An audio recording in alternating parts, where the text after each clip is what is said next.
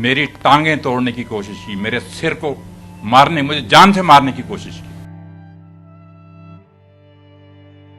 महीने भर कोरोना से जूझने के बाद फ्लाइंग सिंह मिल्खा जिंदगी की जंग हार गए। मिल्खा सिंह ने 91 साल में अपनी अंतिम सांस ली। बीते दिनों ही मिल्खा सिंह कोरोना नेगेटिव हुए थे, लेकिन अचानक से उनकी तबीयत नाजुक होने लगी। इसके बाद उन्हें चंडीगढ़ के पीजीआई अस्पताल में भर्ती कराया गया, जहां उनकी मौत हो गई। जेलसी हर जगह पे होती है।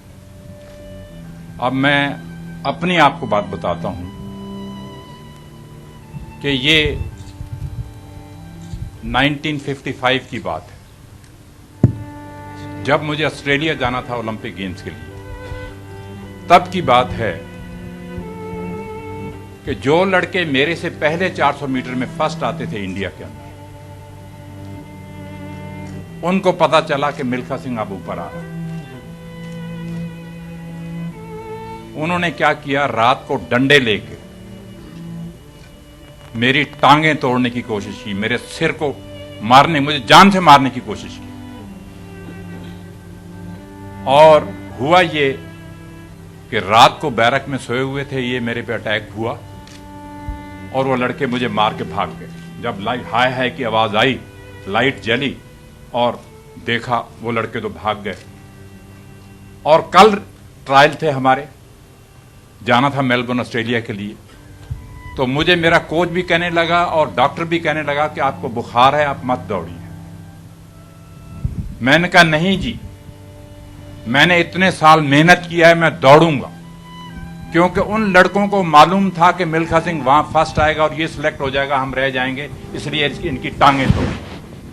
ये मेरी एथलेटिक में नहीं बल्कि हॉकी में भी ये होता है, हर चीज में। अब 1948 की आप ओलंपिक गेम्स की निकाल के देख लीजिए हिस्ट्री, के ऊधम सिंह हॉकी के बेस्ट प्लेयर थे। ऊधम सिंह की उंगली तोड़ी गई। किसने तोड़ी वो उसका नाम नहीं लूंगा, क्योंकि ये जेलसी हर फील्ड में है, चाहे कोई फिल्म लाइन में है, चाहे कोई किसी भी लाइन में है। हर आदमी, अब ये एक्टर अच्छा है, इससे और एक्टर जो होगा वो कहेगा मैं इससे अच्छा बनूं। क्या क्या चीजें वो करने की कोशिश करेगा, अब ये आप खुद समझ सकते हैं।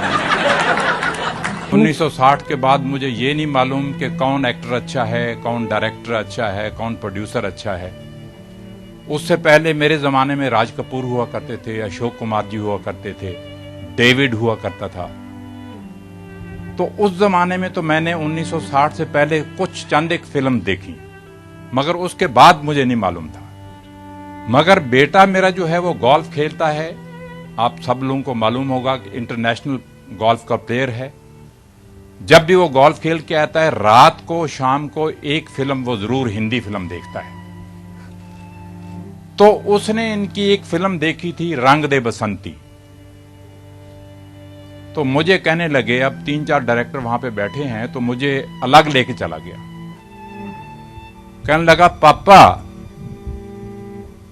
अगर आपने अपनी स्टोरी देनी है तो वो राकेश मेहरा को ही देनी, और देनी भी 1 रुपए में। ये भी उसने कहा मुझे।